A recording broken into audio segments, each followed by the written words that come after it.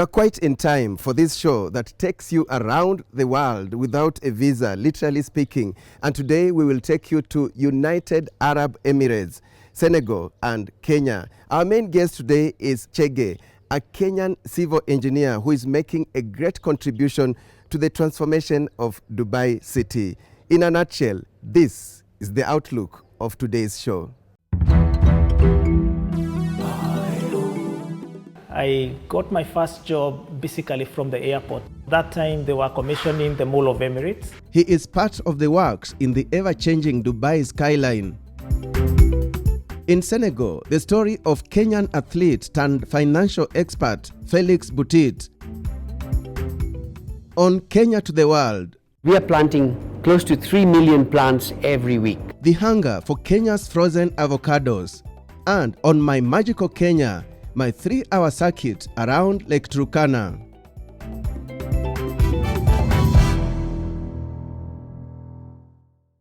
Straight to Dubai, and who is there? Michael Zimanji with the story of the daring Kenyan civil engineer.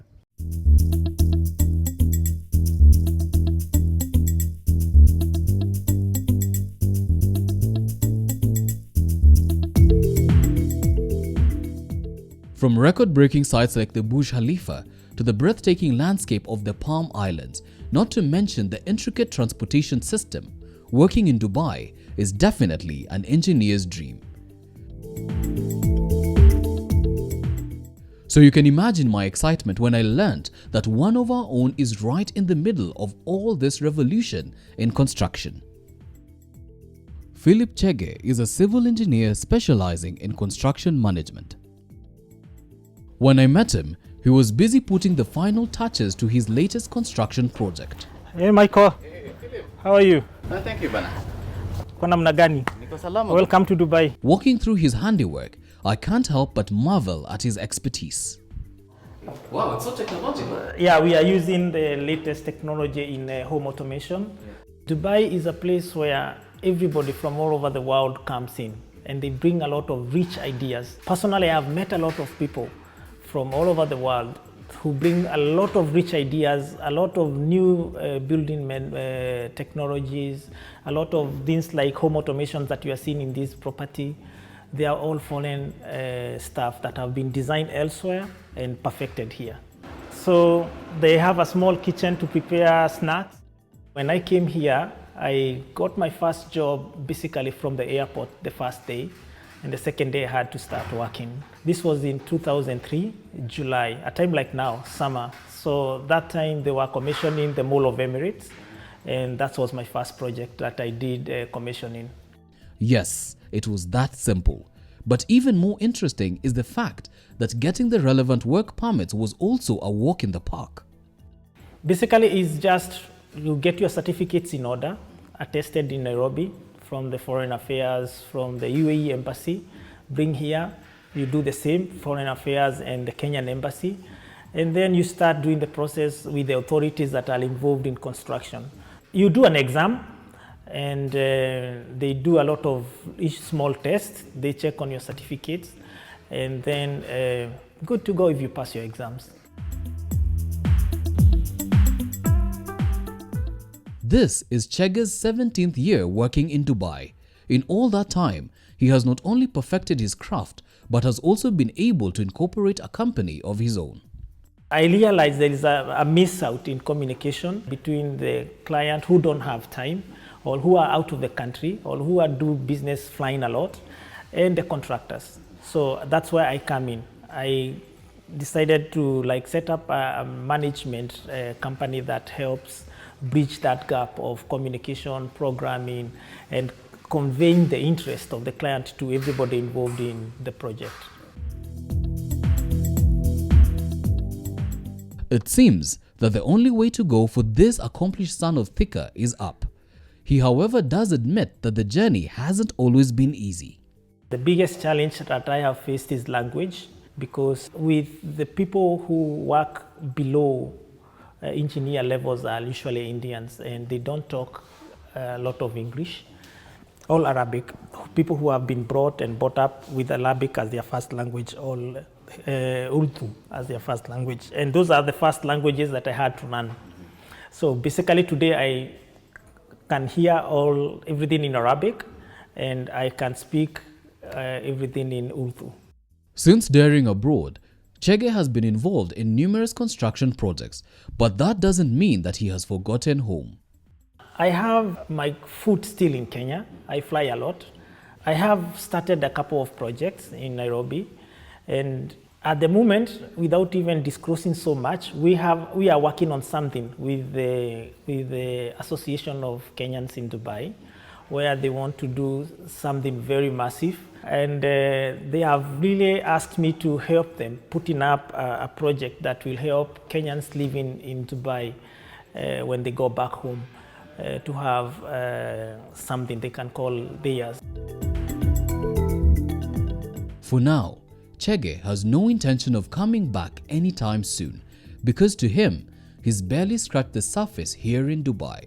But he does have this to say to all Kenyan professionals in his field. This land, everybody who works here is a foreigner. So I don't believe that it's a challenge because the others are doing it. The Indians are massively involved in construction. So if they have managed to do it, why not us? Chege's story is truly one of a kind. A story that the old boy of Chania Boys is proud of. And judging from the record-breaking buildings being constructed here, the sky is literally the limit for him.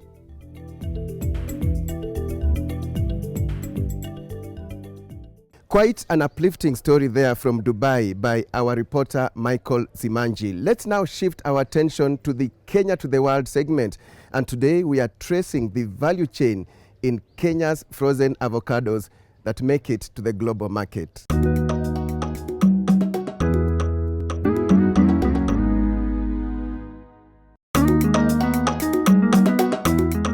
What if I told you that there is a Kenyan company leading the continent when it comes to the exportation of frozen avocados? Well, if you don't believe me, just take a look at this.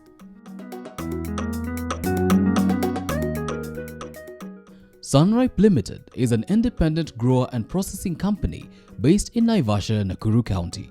They specialize in the processing and exportation of fresh fruits and vegetables. Sunripe started farming in 1965 in Kilimambogo, north of Thika, and we started growing Asian vegetables, aubergines and chilies and karela, etc. We brought the first green bean seed to Kenya from France in 1969 and exported back to France at that time. We started to work with pineapple from Kenya Cannes, Del Monte at that time, and we were exporting all the pineapples fresh from Kenya at that point. And that's where the name Sunripe came from. So we developed products over the years from bulk to pre-packs for the supermarkets, where we would now put stuff into a bag or a tray, label it for ready for the supermarkets, through to watching trends in Europe in the late 80s and early 90s, where the new generation that was growing up didn't know how to cook. They wanted to eat good food, but they had no idea how to cook, how product was grown. They didn't want to cut beans, they didn't want to shell the peas. So we went that one step forward in the 90s, and we created a premium category where we did all the preparation. We cut, washed the product, we packed it and sent it so that they could put it in their microwave and be happy they had cooked their food for the day and it was fresh. So we will grow, of course, our beans and peas. We'll grow tender stem broccoli, a very nutritious mix between a broccoli and a kale. We do a range of leaf vegetables and herbs, so spinach and pak choys and onions and salad onions. We do a range of carrots. And then in the fruits, we focus on mangoes, avocados and passion fruits. In 2000, we started the organic journey because we saw the need for organic food coming up now, where we had now given convenience food, people wanted to eat even healthier. So we started to go into organic food. And for the last 20 years, we are the biggest organic producer of exotic vegetables in sub-Saharan Africa. So we now focus on our organic vegetables, which is still very important. We do avocados by sea, fresh avocados by sea. And at the peak of our season, we send about 2 million fruits a week. And then we've gone into frozen vegetables. We are planting close to 3 million plants every week, which is great for the environment. Product gets harvested every day. It comes into the factory. We then will cool it down, pack and process it in the next 24 to 48 hours, and then label it for whoever the supermarkets are, go to the airport at Jomo Kenyatta, and then fly it out. So from day 1, the product will be on the shelf in Dubai in day 3, in the UK in day 4. So it's very efficient, fresh product. Product that goes by boat, we will process it. It will then get in a container, go to Mombasa, and then sail for 2 to 4 weeks and be in the shelf in 2 months' time. This year, Sunripe has been able to export between 5,000 and 6,000 tons of produce, despite the difficulties brought about by the COVID-19 pandemic. Hasit attributes this to the support they receive from government. We've been working very closely with the CS and the PS of trade, who really want two-way trade to happen. It's always been inbound. What are we importing to Kenya? We built a fantastic SGR railway system, right? All we hear is Mombasa, Nairobi, Mombasa, Naivasha, Mombasa, Mombasa, Kisumu. That is import. Mombasa this way is import. We need to go that way. What are we going to ship from Naivasha to Mombasa and out? Now that's what we are pushing. How do we get it? So together with the CS and PS of trade, together with Kilimo, and together with Kefis, we've been pushing exports. Agriculture is not sexy, and everybody who's graduating is coming out as a lawyer, or as an engineer, or they're working in the stock market as a doctor. Nobody wants to work the land. We have to make sure agriculture still provides good revenue and good income for all the guys who are behind us. 50% of our country is under the age of 25. Not everybody is going to get a job in Nairobi, Mombasa, Thika, or Kisumu. We have to work the land.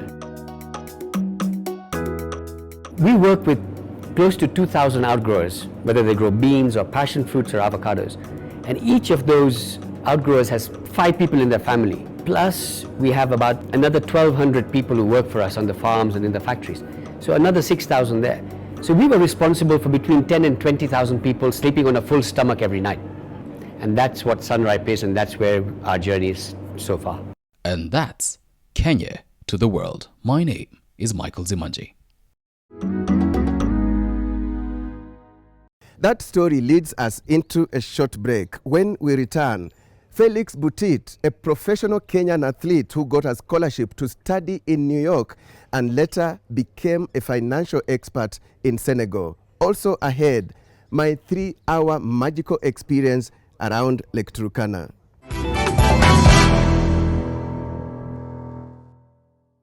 Are you looking to study abroad? Options Education Agency is here for you. With over a decade of experience in applications to reputable Australian and UK universities, we take pride in our services, professional counseling, visa applications, airport pickups, and accommodation arrangements. Visit our offices in Nairobi, the Mall Westlands first floor, or call us on 0724 333 222. Options Education Agency, where your journey begins. You are watching Daring Abroad. Time now for Senegal, where a former professional Kenyan athlete, Felix Boutique, is shining as a financial expert. And you will be amazed how he began his Daring Abroad journey.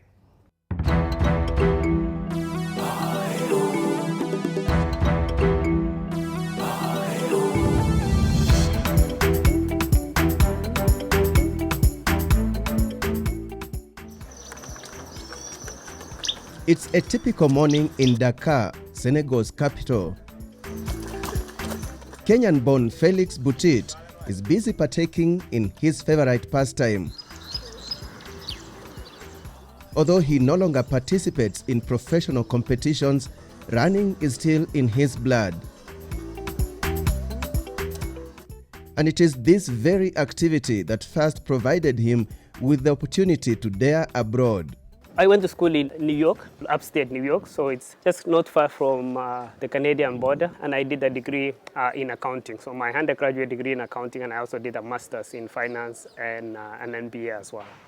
I was actually the captain of track and field, and I was also the captain of the cross-country team. When I left Kenya, moving from the village, being that village boy, and moving to the US, it was a shock. First of all, I'd never sat in front of a white man, leave alone listening to them. I used to hear some programs in the TV, but I could not understand what they were saying. It's like they were speaking Greek to me. But Butitt took this challenge positively because he knew what this opportunity meant for him. Yes, I was a good athlete, but I wasn't to the level that I say I want to focus so much on that. So my interest was, when they sent me out there, they sent me out there for studies. And of course, athletics was an opportunity for me to gather for my school fees and other essentials. So I used the God-given talent to advance what I really wanted. In this case, my focus was on academics. So upon graduating from Roberts Wesleyan College with a degree in accounting and a master's in finance from Loyola University, Butitt was ready to face the world. Most of the time we send out there to study and to learn and to bring the experience back to the continent. And it was my time now to come back and to share the little experience that I have from being out there in the US for quite some time. And that's how Butitt landed here, where he's been working as a financial expert for the past 5 years. I work for an organization called Trust Africa. Trust Africa is an African organization based here in Dakar, Senegal. And the experience coming here again, I took a chance there because one, this is a country that they speak French and I did not speak French. This is a country where it's predominantly Islam. Despite this, Butitt hit the ground running. So I was prepared to come. Part of it was embracing the continent of Africa. So when I got the opportunity to come work here, it was a great experience, or it's been a great experience, having to learn the different cultures, the different societies, the different backgrounds as well. But besides that, I like the local language, which is called Wolof. So Wolof is a predominant language here, and I really like it. I like the French, and I'm learning it. Just like most people say, French is a very sexy language. So I think when I talk to my wife in French now, at least it brings more value to that. And I can say bonjour, comment ça va, and it spices up the relationship. And with his 25 years of daring abroad, does the old boy of Tambash Boys High School in Elgeyo Marakwet County still feel connected to his motherland? In spite of what we learn, in spite of the things that we get across, we will remain as Kenyans. There's no country that I've seen that is as beautiful as my own country. There is no country that I've seen that I'm proud of than my country. But this does not mean the opportunity to dare abroad is unappreciated.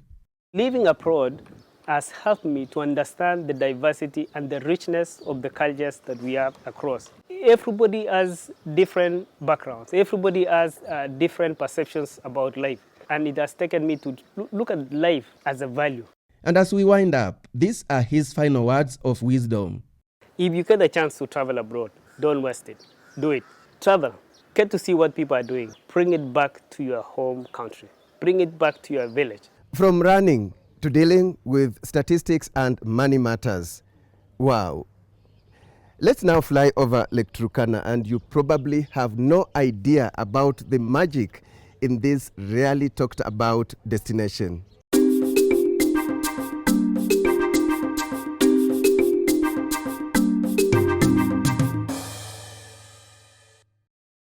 Captain John Monte is making routine checks on this 5-seater Cessna C206 that will fly us around Lake Turkana. We are anxious. Having been told to brace for a breathtaking but exciting bird's eye view of the lake and its attractions.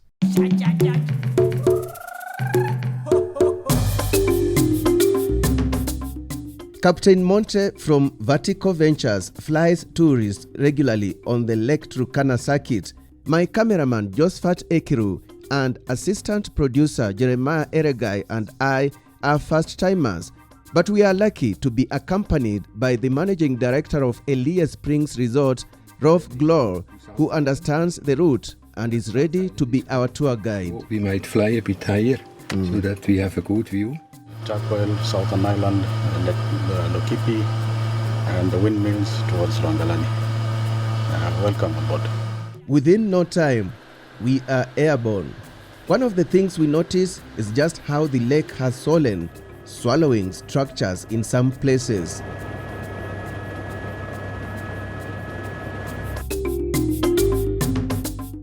Lake Turkana, formerly known as Lake Rudolph, is the largest permanent desert lake in the world and the largest alkaline lake in the world.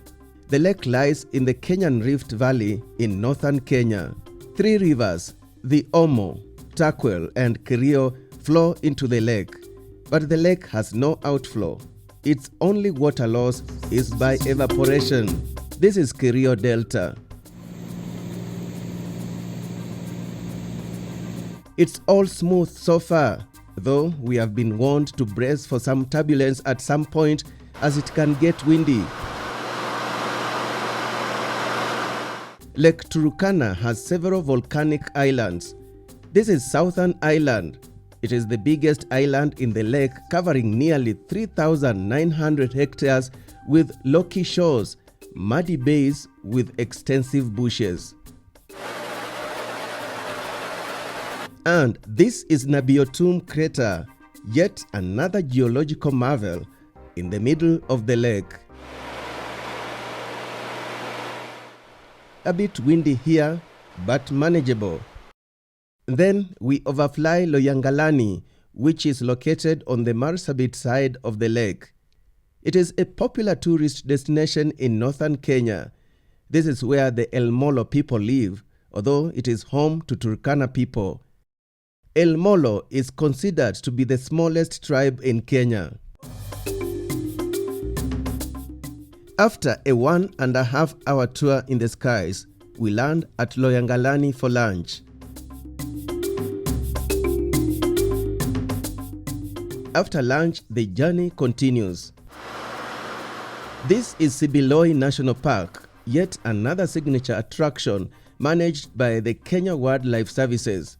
As the cradle of mankind, Sibiloi is home to important archaeological sites, including Kobe Fora, where the fossil remains have contributed more to the understanding of human evolution more than any other site on the continent. Sibiloi is a major breeding ground for the Nile crocodile. It has terrestrial wildlife too. Our 3-hour aerial tour of the lake would be incomplete without overflying Central Island, yet another popular site on the lake, a sight to behold. The island, as documented by the Kenya Wildlife Services, is made up of 3 crater lakes, that is the Crocodile Lake, Flamingo Lake, and Tilapia Lake. The Crocodile Lake provides a breeding ground for the world's largest concentration of Nile crocodiles. We had planned to fly all the way to the north, but Captain Monte advises that we are running short of time and we have to fly back to Elie airstrip. Nevertheless, this is good enough. What a journey!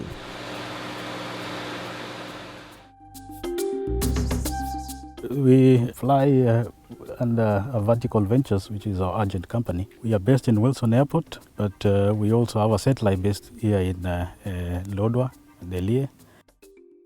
Now, flying is high-end. Tourists can reach most of the sites on the lake, including the islands, via boat rides. But that is a story for another day.